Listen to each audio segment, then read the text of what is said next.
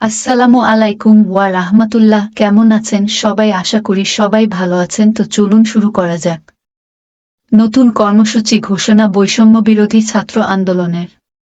চলমান আন্দোলনের মধ্যেই বুধবার ৩-১ জুলাই সন্ধ্যায় সংবাদ মাধ্যমে পাঠানো এক সংবাদ বিজ্ঞপ্তির মাধ্যমে এ কর্মসূচির কথা জানান বৈষম্য বিরোধী ছাত্র আন্দোলনের সহসমন্বয়ক রিফাত রশিদ। বিজ্ঞপ্তিতে বলা হয়, সাধারণ শিক্ষার্থী ও নাগরিকদের রাস্তায় ধরে মোবাইল চেক, হয়রানির ও নির্বিচার গ্রেফতারের মতো মানবাধিকার লঙ্ঘনের ঘটনা প্রতিদিনের চিত্র।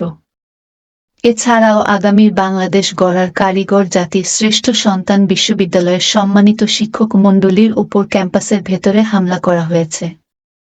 এমনকি ঢাকা বিশ্ববিদ্যালয়ের লোক প্রশাসন বিভাগের শ্রদ্ধেয় শিক্ষক শেহরিন আমিন মোনামি ও নুসরাত জাহান চৌধুরীর গায়েও হাত তোলা হয়েছে। আমরা এসব ন্যাক্কারজনক ঘটনার জন্য তীব্র নিন্দা ও প্রতিবাদ জানাচ্ছি। একটি স্বাধীন দেশে এমন নজিরবিহীন মানবাধিকার লঙ্ঘনের ঘটনা জাতির জন্য অত্যন্ত লজ্জাজনক। আরও পড়ুন, শুক্রবার নতুন কর্মসূচি দিল বৈষম্য বিরোধী ছাত্র আন্দোলনের একাংশ। এমন ভয়ানক অন্ধকার পরিস্থিতিতে সারা দেশে ছাত্র জনতার উপর হামলা মামলা ও শিক্ষকদের ওপর ন্যাক্কারজনক হামলার প্রতিবাদে জাতিসংঘ কর্তৃক তদন্তপূর্বক বিচারের দাবিতে এবং ছাত্র সমাজের ৯ দফা দাবি আদায়ের লক্ষ্যে আগামীকাল বৃহস্পতিবার ১ আগস্ট বৈষম্য বিরোধী ছাত্র আন্দোলন এই কর্মসূচি ঘোষণা করছে। কর্মসূচি পালনে করণীয়: ১. নির্যাতনের ভয়ঙ্কর দিনরাতগুলোর স্মৃতিচারণ। ২. শহীদ ও আহতদের নিয়ে পরিবার এবং সহপাঠীদের স্মৃতিচারণ। ৩.